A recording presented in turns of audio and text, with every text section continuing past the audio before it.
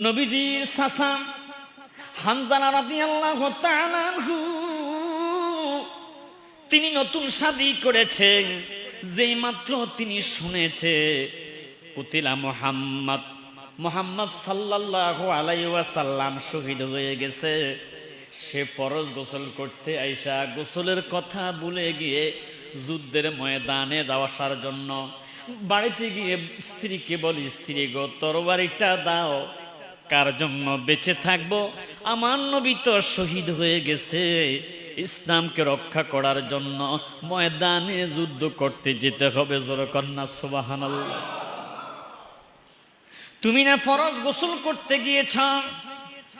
এই স্ত্রী, ফরজ গোসলের কথা এখন বলার প্রয়োজন নাই, তাড়াতাড়ি তরবারিটা দাও, যুদ্ধের ময়দানে যেতে হবে।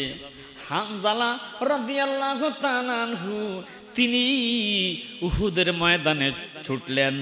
যেতে যেতে যেতে যেতে কাফেরদের উপর এমন ভাবে তিনি ঝাঁপিয়ে পড়েছে, যুদ্ধে করতে করতে এক পর্যায়ে নবীর চাচা হানজালা রাদিয়াল্লাহু তাআলা আনহু তিনিও শহীদ হয়ে গেছে।